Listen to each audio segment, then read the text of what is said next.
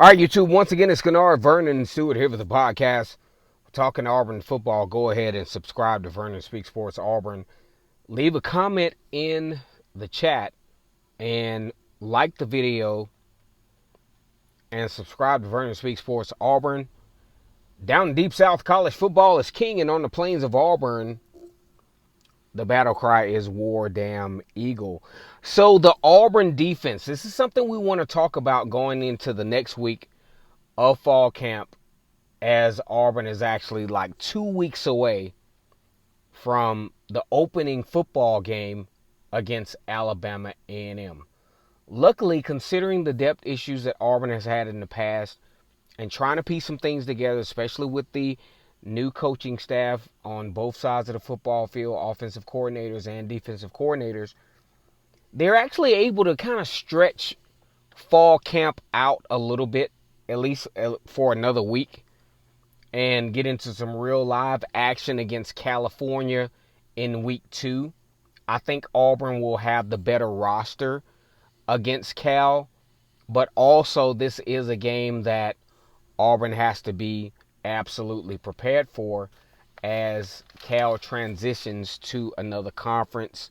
I think they have the talent. They have Jaden Ott coming back as running back, who had some good early moments against the Auburn Tigers, and both teams struggle pretty much mightily on our offense with turnovers. I think both defenses played pretty solid in a 14-10 effort win for the Auburn Tigers.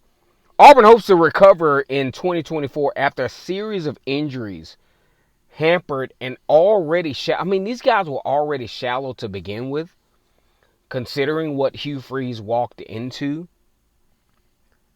Still managed to be competitive. I think 22.6 points per game with some inflated stuff with LSU.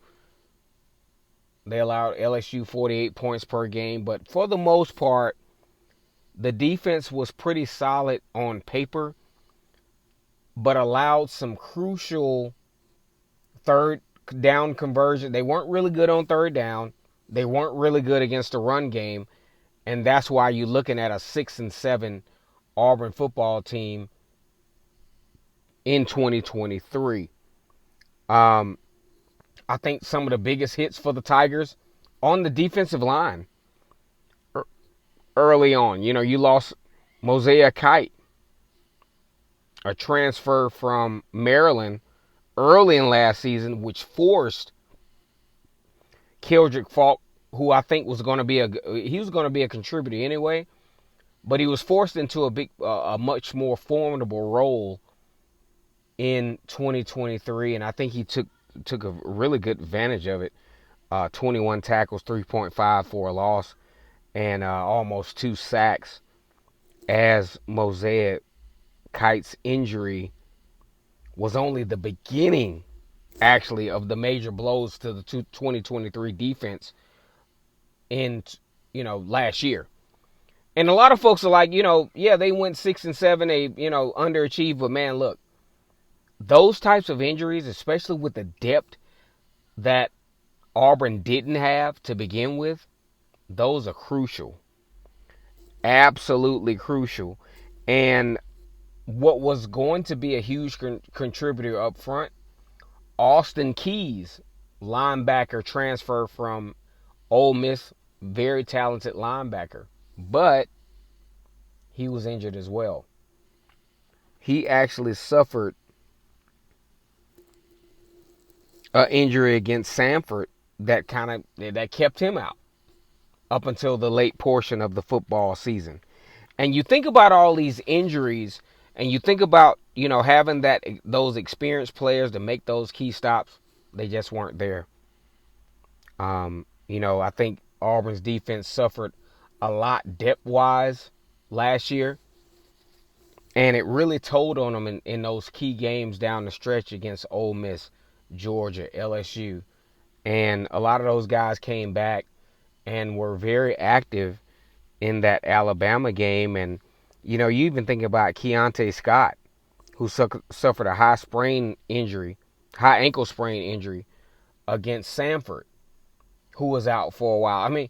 all of these injuries played a huge role in why the defense from Auburn was very inconsistent in 2023. And you even look at Jalen Simpson, going out in the latter part of the Georgia game, a very crucial part of the Georgia game, added some more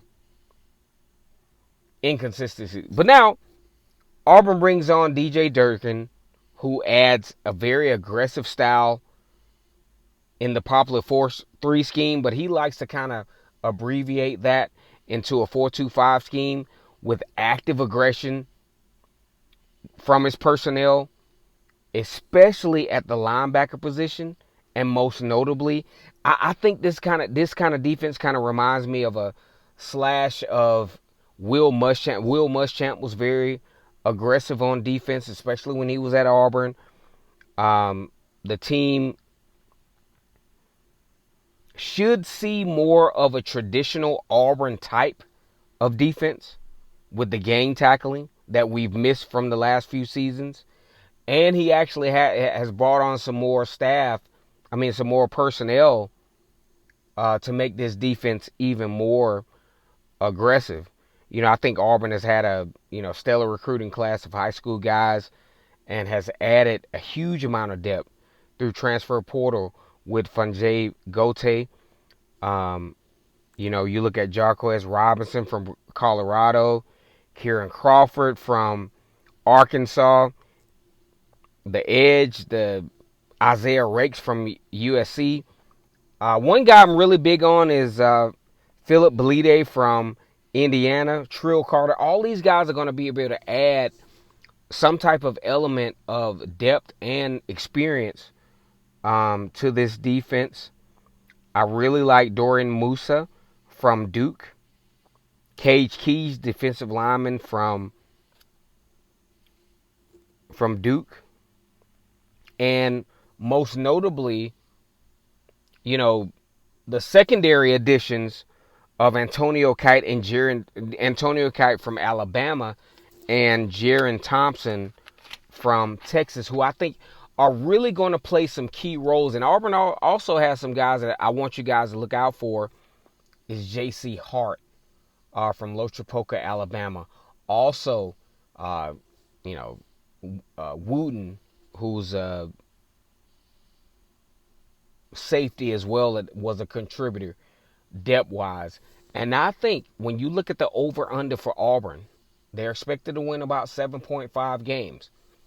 The under, obviously, I'm not buying into the under because of Auburn's schedule. I think Auburn's schedule allows them to win at least 8 games. So I think if you're a betting guy, you need to bet the over. But this defense is going to be really key as to whether Auburn is going to do that or not. And I think they have the depth situation to do that. Go ahead and like this video, comment, and subscribe to Vernon Speaks Sports Auburn.